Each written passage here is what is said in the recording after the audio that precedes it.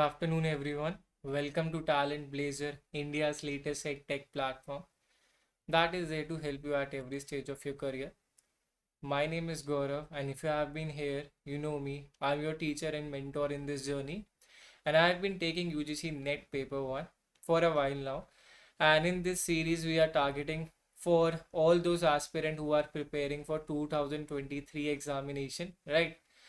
So I've already made two videos covering prior units, and if you want to know how much each unit is worth it, like how many questions you can expect from a particular unit, what you can do is watch my previous video where I have explained it fully in detail, in depth, from which unit you should prioritize studying. Right, तो आज की video में we'll start with unit 3, that is reading comprehension. Now we'll talk about this unit in brief. अब इस unit की पहले हम starting बात करते हैं और उसके बाद we'll practice one of the previous year question that will help your preparation and will give you guidance on how to prepare for your examination in future. So ये एक बहुत important unit है. This is a very important unit, very important. And why is it important? Because no paper ever is made without reading comprehension. So without RC there is no set.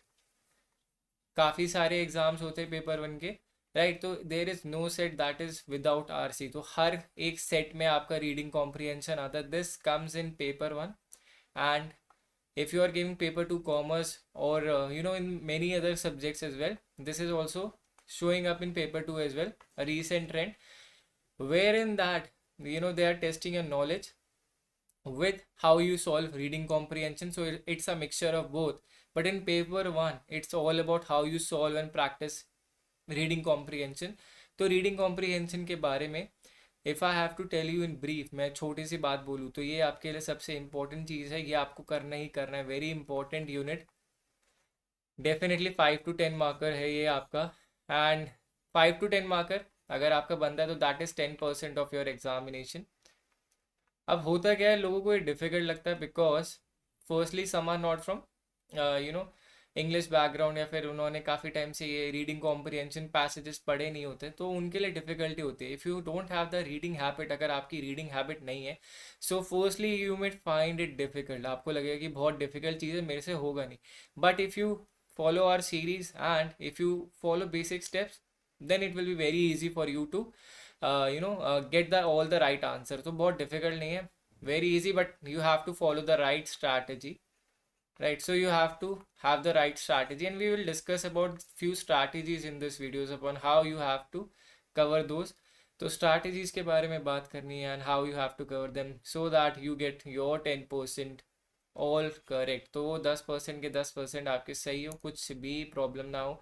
ये जो marks हैं these are basically, अगर मैं बोलूँ, अगर मैं student था और एक एस्पिरेंट था, मेरे लिए हमेशा फ्री मार्क्स होते थे. फ्री मार्क्स क्यों? बिकॉज इनमें if I am one of दो स्टूडेंट जो मेरे को लगता था कि ये 5 से 10 मार्क्स लेना बहुत ईजी है, ग्रैब करना. These are like grab, these are there for you to grab. तो ये ग्रैब करने के लिए, ग्रैब अपॉर्चुनिटी है. थोड़ी सी मेहनत के साथ you can gate 10% of your examination, right? तो उस चीज़ के हिसाब से रीडिंग कॉम्प्रिहेंशन एक बहुत इंपॉर्टेंट यूनिट बढ़ती है, because not because of the weightage only, and second because it is easier to do it. तो अब इसके बारे में हम आगे बढ़ते हैं, क्या करना है, कैसे करना है, उसके बारे में थोड़ा पढ़ लेते हैं. Now will talk about what are the approaches one should follow in reading comprehension. तो रीडिंग कॉम्प्रिहेंशन में कुछ अप्रोचेज फॉलो करनी पड़ती है और जो सबको ट्राई करनी है, that one must try, right? तो इसमें सिंपल बेसिक चीज़ है, instead of reading the entire passage, अगर आप पूरा पैसेज ना पढ़ने के बजाय आप क्या कर सकते हो, क्रिटिकली पढ़ो फर्स्ट और last paragraph of RC.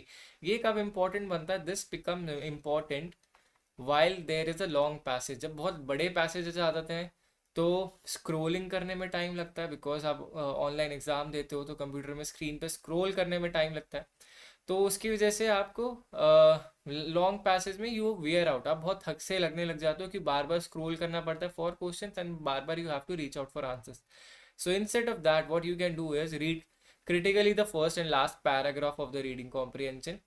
Generally what the author is saying can be identify in the first few lines of the passage. जो ऑथर कहना चाहता है वो पहली कुछ लाइनों में ही समझ आने लगता है, which in case of longer passage become रफली one third of the passage. तो अगर आप पहले इनिशियल पैराग्राफ पे फोकस करोगे so you will get the just idea मिल जाता है आपको कि what is the author saying here, यहाँ पे क्या कहना क्या चाहता है, तो उससे एक आइडिया बन जाता है and then you follow up on it. तो वो चीज़ इंपॉर्टेंट है while we are you know doing long, while we are attempting long passages. Short passages में तो you can easily give it a skim फटाफट पढ़ना, उसको स्किमिंग बोलते हैं, so that you can easily do. But while you are doing you know attempting a long passage, follow this approach कि read करना first in the last paragraph of the RC. The next thing in this approach is to identify the structural words. Structure words बहुत important होते हैं। एक idea, एक important idea या transition की बारे में बात करते हैं, राइट।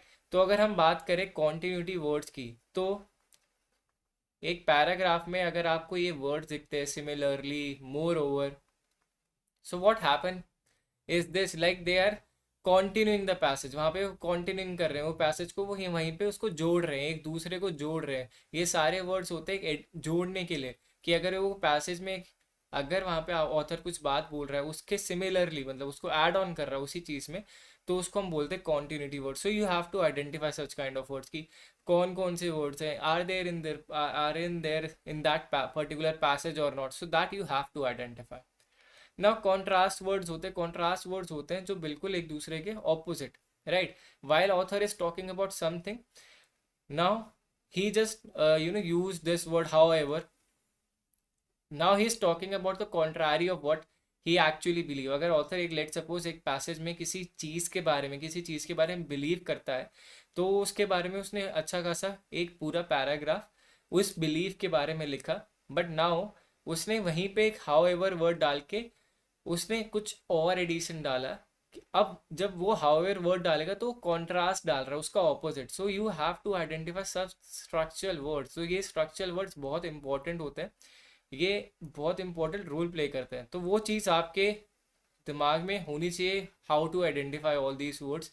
एक बार स्किम करोगे, वर्ड्स चेक करोगे, वहाँ पे मार्क कर लोगे, okay this is the continuity word where the author is continuing the message what he was talking about. Now when he is talking about the contrast, like whenever there are some words which are contrary to nature, जैसे मैंने बोला however, but, तो ये सारे contrary to the nature है। इसमें क्या हो रहा है, वहाँ पे he is basically adding कि इसके अलावा ये चीज़ तो है, बट इसके अलावा ये चीज़ है जो उसके ऑपोजिट जाती है, तो वो उसको कॉन्ट्राडिक्ट करता है एक तरीके से। And lastly there are few words like conclusive word, this, hence, right. तो इसमें क्या होता है, वो ऑथर जो कंक्लूड कर रहे हैं, यहाँ पे कंक्लूड कर लेता है कि hence, like towards the end you will definitely find conclusive words कि hence we can say that this is a very good thing to do, right. तो ये जो चीज़ें हैं, ये जो वर्ड्स हैं, ये आपको यूज़ करने हैं, यूटिलाइज करने हैं,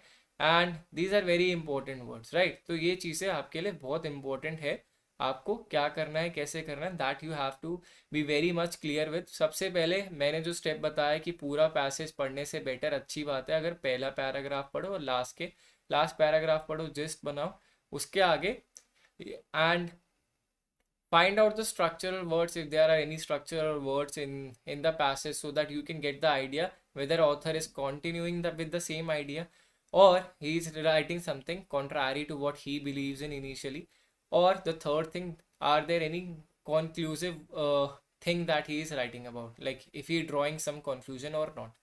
तो ये चीज़ें हैं, just a second।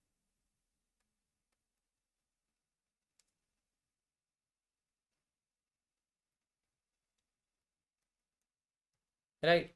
तो अब इसके बाद में हम जो बात करते हैं, what are the things that you have to remember, okay. Further try to recognise the words that represent positive and negative role in the passage. तो आपको क्या करना है, पॉजिटिव वर्ड्स और नेगेटिव वर्ड्स को देखना है। ये चीज़ें इंपॉर्टेंट है क्योंकि पॉजिटिव और नेगेटिव वर्ड से आपको एक आइडिया मिल जाता है कि ऑथर क्या अप्रोच फॉलो कर रहा है पॉजिटिव वर्ड्स में या नेगेटिव वर्ड्स में, कि वो अगेंस्ट है या फिर वो सब्जेक्ट के साथ है, क्योंकि ऑथर के पास भी दो चॉइसेस है. Author while writing a passage has two choices है, that he either supports the idea, supports, और he is against it. Right, तो अब या तो वो सपोर्ट करता है या उसके अगेंस्ट है. तो हमें क्या करना है, पॉजिटिव वर्ड्स पे लुक आउट करना है कि what are the positive words. Right, if he is emphasising on those positive words. Whereas अगर कुछ नेगेटिव वर्ड्स अगर हमें देखते हैं that he is being contradictory, contrary to what the idea is suppose to be और what is the generally people believe in, तो वो उसमें हम उसको बोल सकते हैं that he is against the idea. So you have to emphasise on these two things, positive and negative words पे. इन पे आपको बहुत ध्यान देना है, positive and negative words, very important. As I said, author has two choices, either support the idea or be against it. So you have to look out for those words, and those words can be any words, right? Yeah, it could be, saying that this is an amazing idea, this is an enthusiastic thing to do, right? He is here being positive. Or when he's talking about those negative words, अगर वो negative words के बारे में बात करता है तो वो बोलता है कि ये this idea or this thing particularly is not applicable to all. ये बहुत कम लोगों पे लाजमी होती है. तो वहाँ पे वो नेगेटिव टोन में एम्फसाइज कर रहा है.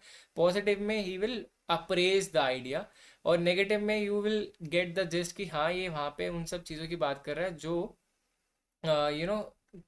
आइडिया के अगेंस्ट जाते हैं.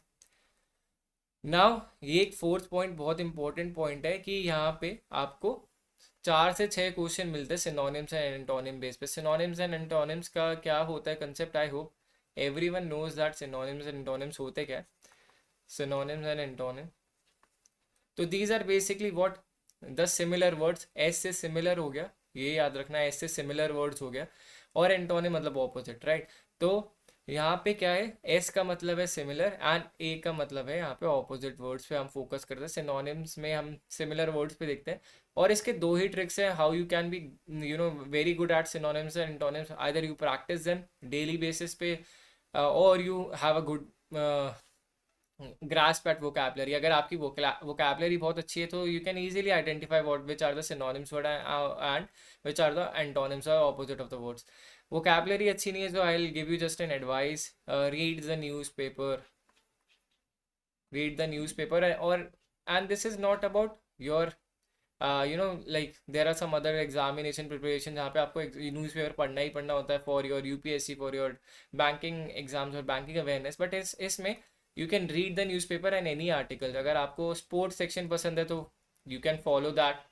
You can follow any kind of section and that is very helpful. अगर आप sports section follow करना चाहते हो, कोई भी section जो आपका interest करता है but वहाँ पे focus करना on words. Focus किस पे, words पे, because words पे focus करोगे you will get to know how the writing it is, and that will also help in your passage solving, comprehension में भी solve करने में help करेगा. मोर ओवर वर्ड्स पे फोकस करोगे तो आपकी वोकैबलरी भी इम्प्रूव होगी, राइट. सो बहुत टाइम नहीं लगाना, दिन के 5 से 10 मिनट भी if you give daily basis पे, तो then also you will see major improvement in your vocabulary. So what you can do is basically follow any newspaper. There is no such criteria that you have to follow Hindu, Indian Express. No, you can follow any newspaper, any particular English newspaper, but what you have to do is to make sure that you read, give 5-10 minutes, and if you encounter any word which you don't know, for which the meaning of you don't know, तो वहाँ पे आप क्या कर सकते हो, उसका meaning note down कर सकते हो, and that way you can help you, that can help you improve your vocabulary. तो वो चीज़ करनी है, right. Now we'll talk about journally. There are journal approaches. Approaches होती हैं, 2 approaches हैं. How you have to attempt RC, reading comprehension को अगर आपको attempt करना है, attempt करने के approaches हैं. वो है, एक है PQ अप्रोच और सेकंड है QNP अप्रोच. तो PQ अप्रोच से समझते हैं, फिर QP क्या होती है उसके बाद आपको क्लियरली समझ में आ जाएगा. तो एक अप्रोच है, अगर आपने आपने काफ़ी बार इंग्लिश में, तो हर बच्चे ने till there 10th class passage पढ़ के फिर क्वेश्चन देख के फिर आंसर करना, ये एक अप्रोच होती है, लोग फॉलो करते हैं। और दूसरी अप्रोच होती है Q N P approach. This is also being very widely usable. तो ये दोनों बहुत ज़्यादा फेमस अप्रोचेस हैं। Now I will give you how you have to use these approaches in different situation. So P N Q approach का मतलब क्या हुआ, पहले पैसेज पढ़ो, पैसेज पढ़ के देन क्वेश्चंस पे टैकल करो, ओके, फिर क्वेश्चंस। अब इसमें क्या है, पैसेज के बाद क्वेश्चन से पहले ये आप यूज कर सकते हो in your short reading comprehension. जो बहुत लंबे रीडिंग कॉम्प्रीहेंशन होते हैं उसमें this is an exhaustive exercise कि आप पहले पैसेज पढ़ रहे हो फिर क्वेश्चंस कर रहे हो। That is a very hectic approach, तो वो चीज़ करना बहुत डिफिकल्ट है। पहले पैसेज पढ़ो फिर क्वेश्चंस करो, ये लॉन्ग रीडिंग कॉम्प्रीहेंशन में it's a big no, because एक तो आपका टाइम बेस्ड एग्जामिनेशन है, सेकंड आपके पास एक तो स्क्रोल करने में बहुत टाइम लगता है, because when I give my examination in paper 2 there was also reading comprehension in commerce part. तो रीडिंग कॉम्प्रीहेंशन के चक्कर में बार बार स्क्रोल डाउन करना ऊपर नीचे, it is very hectic and at times you forget what the question was. Now for that difficulty, there is the another approach, Q&P approach. Q&P approach, this is a way better approach while you are approaching long reading comprehension. अगर जब आप long reading comprehension approach कर रहे हो, so this is a far better approach. But while we are on short reading comprehension, this is also basically 5 marker reading comprehension are short. So basically you can also expect short reading comprehension as well. In that, a very good approach would be going through the passage first और उसके बाद questions करना। तो ये वाली approach ज़्यादा फायदेमंद है जब हम शॉर्ट रीडिंग कॉम्प्रीहेंशन की बात कर रहे हैं। But Q N P approach ज़्यादा इंपॉर्टेंट है while we are talking about long reading comprehension. तो दिस इज़ वेरी इंपॉर्टेंट। और आप ये लगा के चलो कि ये वाली अप्रोच आपको आनी ही आनी चाहिए, प्रैक्टिस करनी ही करनी है, because long reading comprehension are are a part of examination. तो अब वो है ही पार्ट, तो आपको करने ही पड़ेंगे और कोई अब चॉइस नहीं है आपके पास। शॉर्ट में you can follow this approach, this is very much valid for this. Long में आपको ये करना है। ये दो है। अब इसी के बेसिस पे what all we have learned through till now, we'll attempt a previous year question, right? ये एक पैसेज है आपका प्रीवियस ईयर क्वेश्चन से बेस्ड ही है, और ये आपका एक लॉन्ग पैसेज है, उसके बेस पे आपको 1 to 5 क्वेश्चंस आंसर करने हैं, राइट? तो इसके लिए मैं 2 अप्रोचेस फॉलो कर सकता हूँ, because I want to tell you how much time consuming is reading a passage and then going up to the question answers. I'll first read up this whole page and then I'll try to move on to the question sections. तो उसके बाद मैं आपको दिखाना चाहता हूँ कि कितना टाइम कंज्यूमिंग प्रोसेस है। तो ये जो है knowledge creation in many case requires creativity and idea generation. This is especially important in generating alternative decision support solution. Some people believe that an individual creative ability stems primarily from personality traits. तो ये कुछ अभी तक जितना मुझे समझ आया initial skimming से, नॉलेज क्रिएशन के बारे में बात कर रहा है, और उसमें क्या होता है, नॉलेज क्रिएशन में you requires creativity and idea generation. आपको एक तो क्रिएटिव होना होता है, अगर नॉलेज की बात करें, नॉलेज क्रिएट करने की बात कर रहे हैं, क्रिएटिविटी चाहिए और आइडिया जनरेशन की बात कर रहा है. ये काफ़ी इंपॉर्टेंट है in generating alternative decision support solution. जो अगर कोई भी प्रॉब्लम एनकाउंटर होती है तो you have to be creative and कुछ आइडिया जनरेट करना होता है to tackle that problem. Some people believe that individual creative ability, जो किसी की क्रिएटिव एबिलिटी है वो आती है उसके पर्सनैलिटी ट्रेट से, सच एज इन्वेंटिवनेस. कोई इन्वेंटिवनेस होता है, कोई इंडिपेंडेंस होता है, कोई इंडिविजुअलिटी होती है किसी की, एंथुजियास्ट काफ़ी ज़्यादा होता है, और फ्लेक्सिबिलिटी. तो अगर आपकी पर्सनालिटी ट्रेट अच्छी है, मतलब if you have been one of those kind जो इन्वेंटिव है, इंडिपेंडेंट है, इंडिविजुअलिटी अगर वो शो करता है, तो उनकी ये कह रहा है कि उनकी इंडिविजुअल क्रिएटिव एबिलिटी काफ़ी अच्छी होती है, वो उनसे ही निकल के आती है. However, several studies have found that creativity is not so much of a function of individual trait as once was believed. तो जैसे हमने पहले कहा कि इंडिविजुअल ट्रेट्स अब इतने ज़्यादा इंपॉर्टेंट नहीं रहे, and that individual creativity can be learn and improve. मतलब एज इन कहना है कि ये सारे जो ट्रेड्स है ये क्रिएटिविटी जो है वो लर्न भी करी जा सकती है, इम्प्रूव भी करी जा सकती है। ऐसा नहीं कि आपके ट्रेड्स है जो आपके एनवायरनमेंट के थ्रू आपने गेन करे थे, ऐसा नहीं, आप लर्न भी कर सकते हो और इम्प्रूव भी कर सकते हो। We are talking about here creativity, ठीक है, क्रिएटिविटी और आइडिया जनरेशन के बारे में बात कर रहे हैं। और नॉलेज क्रिएशन सबसे इंपॉर्टेंट टॉपिक अभी तक नॉलेज क्रिएशन लग रहा है, उसके बाद many cases requires creativity and idea generation. Okay, अब देखो जैसे यहाँ पे ये कितने सारे पैराग्राफ्स हैं, उसके बाद वी रीच द क्वेश्चन। तो यहाँ तक पहुँचने पहुँचते रीडिंग करते करते you will get tired, right. आपने क्या पढ़ा था पहले आपको वो याद भी नहीं रहेगा। तो इससे अच्छा मैं दूसरी अप्रोच फॉलो करता हूँ, क्वेश्चन थ्रू पैसेज अप्रोच, ठीक है। The author in this passage has focused upon knowledge creation, idea generation, creativity, individual traits. Okay, तो इस पैसेज में ऑथर किस पे फोकस कर रहा है, विल टॉक अबाउट दैट। तो अगर जो हमने पढ़ा, सबसे इंपॉर्टेंट चीज़ क्या है यहाँ पे, नॉलेज क्रिएशन। नॉलेज क्रिएशन के बारे में हमने स्टार्टिंग से बात करी है। Knowledge creation in many case, मतलब नॉलेज क्रिएशन के ऊपर बात कर रहे हैं। नॉलेज क्रिएशन के लिए हमें क्रिएटिविटी और आइडिया जनरेशन चाहिए होता है, ना कि the other way around, right. तो ये जो है एक इम्पॉर्टेंट पॉइंट है, इम्पॉर्टेंट पार्ट है। So he is talking about knowledge generation. So for that particular passage, for that particular question, right, the author in this passage has focus upon knowledge creation. वो यहाँ पे knowledge creation की बात कर रहा है, ठीक है। अब एक सेकेंड क्वेश्चन है, fostering fostering creativity needs an environment of. तो यहाँ पे क्रिएटिविटी को बढ़ाने की बात कर रहे हैं और उसमें कौन सा एनवायरनमेंट चाहिए होता है उससे रिलेटेड वो पूछ रहा है। तो अभी तक हमने ये पढ़ा नहीं है, तो हम देखते हैं कि कहाँ पे ये हमें एग्जैक्टली मिलेगा। ये हम पढ़ चुके हैं। This understanding has led innovative company to recognise that key to fostering creativity, हमने ये चीज़ पढ़ा, इसी बेस पे क्वेश्चन है। May be the development of an idea nurturing working environment. तो ये कह रहा है एक आइडिया नर्चरिंग वर्क एनवायरनमेंट के बारे में बात कर रहा है। अगर ये कुछ ऑप्शन में से हुआ आइडिया नर्चरिंग वर्क एनवायरनमेंट में, so we can reach our answer. तो एक second, fostering creativity needs an environment of decision support system, idea nurturing, decision support solution, alternative individual factors. So मैंने जैसे बोला वहाँ पे अगर आपको कुछ भी रिलेटेड मिलता है उस चीज़ को जिस पे हमने बात करी है, idea nurturing, so this will be the right answer for this question. तो आप देख रहे हो कि how quickly we can jump on to answer if we can recognise okay this is talk. यहाँ पे वो फॉस्टरिंग क्रिएटिविटी के बारे में बात कर रहा है and the same thing was mention in the passage, so we can quickly jump on to the answer rather than going through the whole passage, फिर then coming to the question and then attempting it, right? So this is a way faster approach.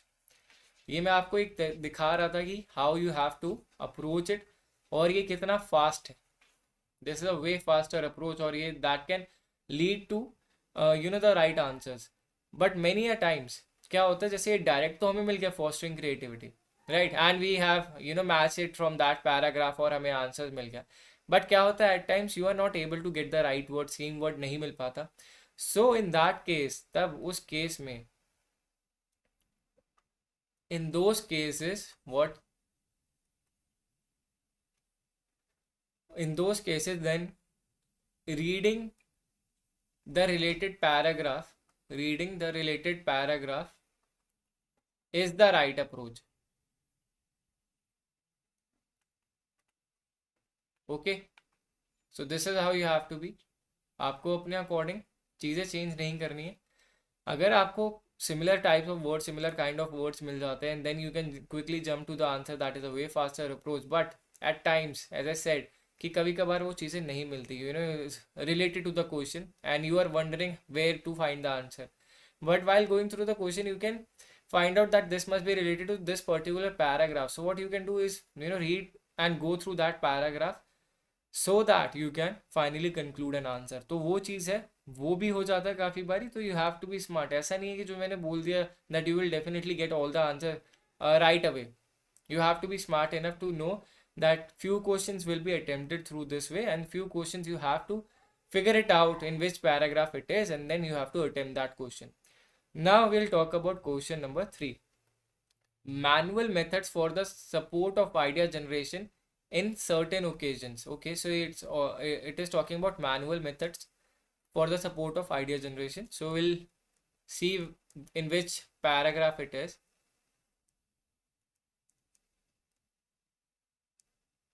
Okay, so we are back to that paragraph. Now here I identify this word manual methods. यहाँ पे मुझे manual methods मिल गया, तो मुझे लग रहा है अब यहीं कहीं आंसर होना चाहिए. Manual methods for supporting idea generation, so idea generation भी मिल गया, right. So this is how you have to quickly skim and find out which are the related words, and then you have to approach. Manual method for supporting idea generation such as brainstorming in a group can be very successful in certain situation.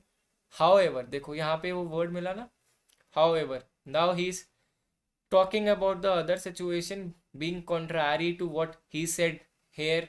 So this is how you have to be smart and pick on those words, right? This is how you have to be smart and pick on those words. जैसे मैंने कहा ऐसे ही होता है. You have to realize, okay, this is a contrary word, contradict कर रहे हैं यहाँ पे. However, in other situations such an approach is either not economically feasible, तो ये feasible नहीं है, पैसे बहुत लगते हैं, और not possible, काफ़ी बार ये possible भी नहीं होती.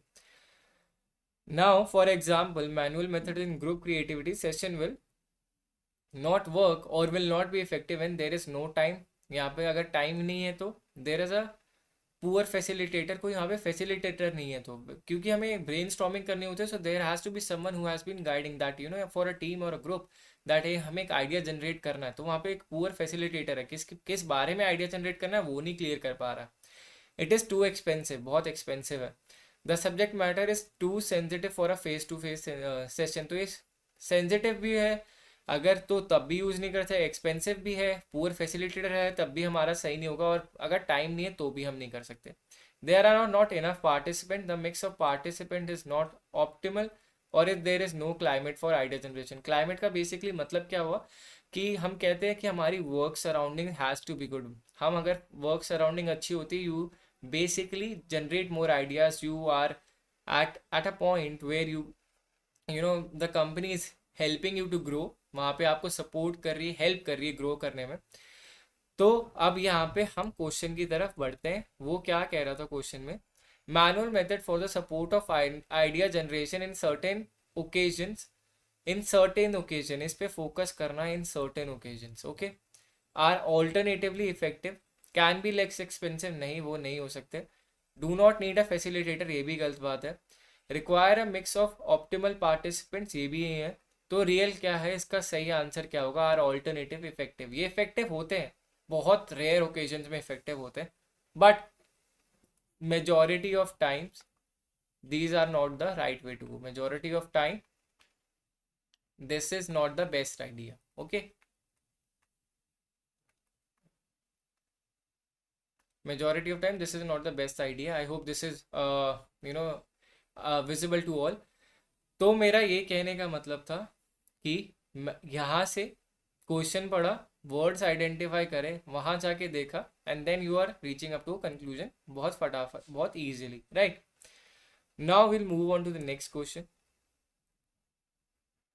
Idea generation software works as if it is a, ठीक है, तो हम इसकी बात करते हैं कि आइडिया जनरेशन सॉफ्टवेयर काम कैसे करता है. Okay, now let's move on to the passage again.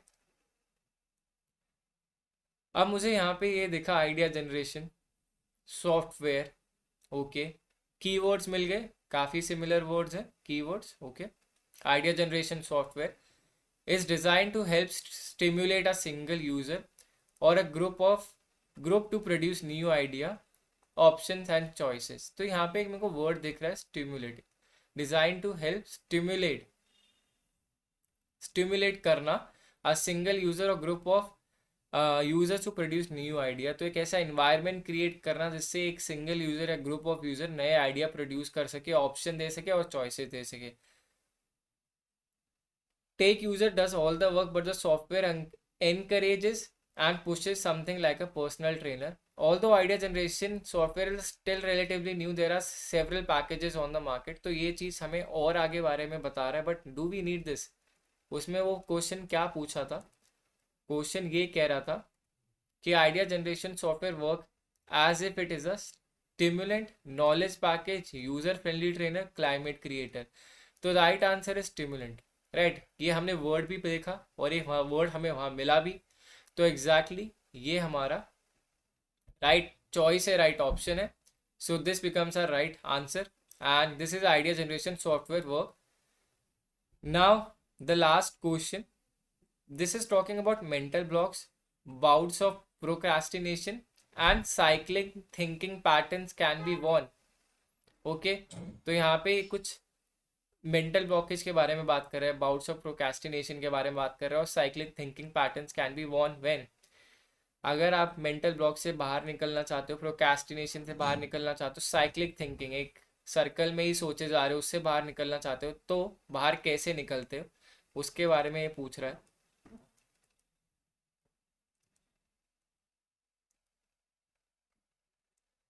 Now मेरे को यहाँ पे तो कुछ ऐसा दिख नहीं रहा है, तो let's move on to the next paragraph. This help user to break out cyclic thinking patterns, conquer mental blocks और deals with bouts of procrastination. तो ये चीज़ें हैं, this is the things that you have read in the question as well. बहुत similar patterns हैं कि अगर हम बात करें साइक्लिंग थिंकिंग पैटर्न्स की, कॉन्कर करने की मेंटल ब्लॉक्स की, और deal with bouts of procrastination, right. तो some software packages use questions को यूज करते हैं to prompt the user towards new unexplored pattern of thoughts. तो वो कुछ क्वेश्चंस का यूज करते हैं some software packages. Okay, is there anything that is relatable to that? Right, यहाँ पे idea generation software prompt questions. तो ये जो चीज़ है आपको वहाँ से समझ में आ गई और वहाँ से आपने करेक्ट चॉइस और करेक्ट आंसर पिक कर लिया। जैसे मैंने कहा, यू हैव टू सी कि आपके क्वेश्चन में पहले क्या है। अब इससे क्या हुआ, मैंने सारे क्वेश्चन सही सॉल्व कर लिए, सारे सही आंसर पिक कर लिए in a given very less period of time. दो मैं स्पीड को ऑलरेडी और इंक्रीज कर सकता था, but because I have to explain here, so that is why I took a little bit longer. But you can now get what I was trying to say, that you have to look up to the keywords, the words that are present in the question, and then you have to figure it out where is the answer. And many a times the answer is present in the same sentence or a line above or below. तो वो चीज़ें हैं, वो चीज़ें आपको ध्यान करनी है। अब जैसे मैंने ये देखो, ये पूरा पैराग्राफ का पार्ट पढ़ा ही नहीं, because I couldn't find anything related to it, and that's why I realise this is not important to me, right. So I figured this is not important, this is not important for me while solving the exam. ठीक है, तो ये चीज़ मेरे लिए समझ आ गई, और ये भी मैंने आपके लिए पढ़ दिया था, दो इसकी भी ज़रूरत नहीं थी। this was one of the options, but you can, if you have a good speed while reading, then it's not an issue, right? So this is all about how you have to solve a reading comprehension with the help of what Q&P approach, right? तो इसको हम बोल सकते हैं Q&P approach is very helpful in situation like this. Q&P approach is helpful, is just a second.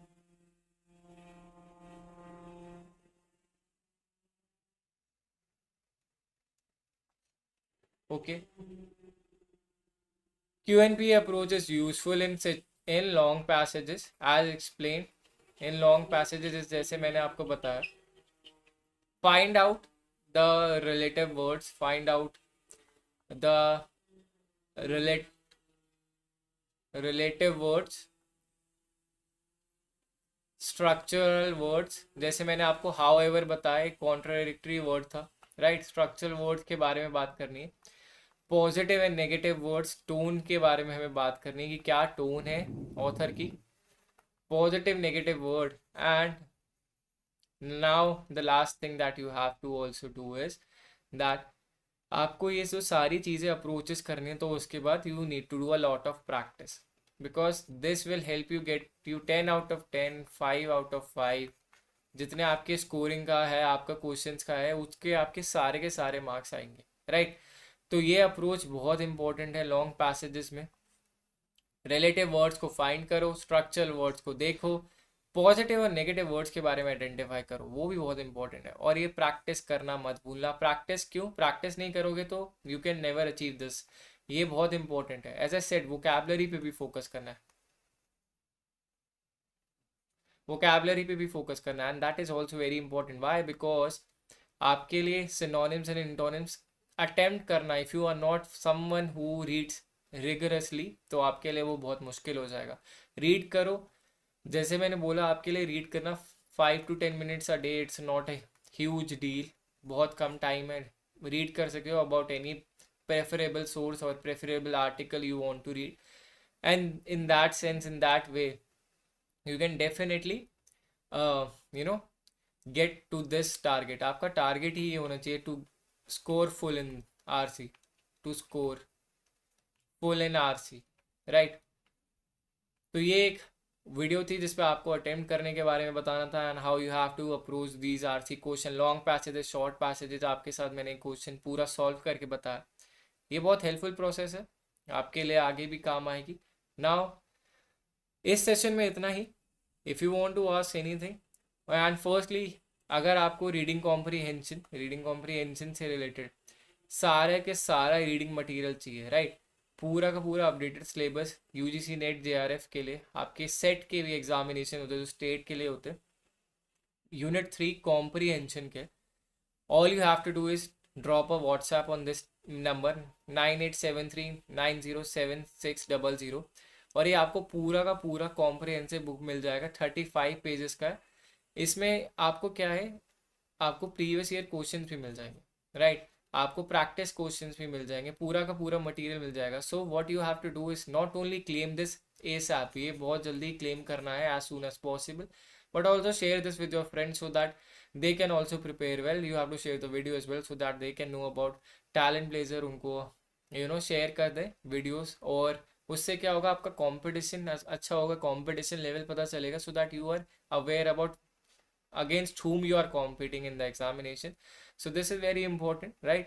तो ये चीज़ है आपके लिए एसेंशियल है। क्लेम करना है, फ्री चीज़ है, कुछ कोई चार्जेस नहीं है, बस एक मैसेज ड्रॉप करना है इस नंबर पे, राइट। तो आप नंबर पे ड्रॉप कर दो मैसेजेस और आपको अपना ई बुक क्लेम करने का मौका मिलेगा, राइट। जल्दी करना, ये सब करना, because this is a limited time offer, right. Now thank you all for joining. If you are joining us for the very first time, download the Talent Blazer app from the Play Store पे है, link उसका description में मिल जाएगा, ठीक है, link मिल जाएगा। और आप पहली बार सेशन अटेंड कर रहे हो तो लाइक करना मत भूलना, लाइक सब्सक्राइब करना मत भूलना, एंड शेयर भी करना, और पसंद आई वीडियो तो कमेंट भी करना, right. If this approach works and that helps you in getting good marks in your examination, that is in the 2023, because it's already near. If you're not preparing from now, when the notification will come, it will be too late. तो अगर आप अभी से तैयारी कर रहे हो, you will be a step ahead, and that is how your approach should be. Now जैसे मैंने बोला, ये आप ऐप डाउनलोड कर सकते हो प्ले स्टोर से। इसमें और आपको क्या बेनिफिट्स मिलते हैं, प्रीवियस ईयर क्वेश्चन है आपको सारे के सारे मिलेंगे, लॉजिकल सॉल्यूशंस मिलते हैं उसमें। So if you want to test your mettle कि आपको कितना आता है, किस लेवल तक हो, तो अगर आप कुछ प्रॉब्लम्स में आ जाते हो, अगर आपको सोल्यूशन नहीं मिल रहा, सो वहाँ पे आपको ऑप्शन भी मिलता है to submit your solution, and then you can get the right solution. तो आपको लॉजिकल सोल्यूशन मिलेगा, प्रीवियस ईयर क्वेश्चन है सारे solve, and this is very important for your exam. तभी आपको एक पैटर्न मिलता है, एक इंसाइट डेवलप होती है, then how you can proceed for your glory, that is cracking NET and JRF. So that will be all. Thank you from my end, and in the next video we'll talk about unit 4.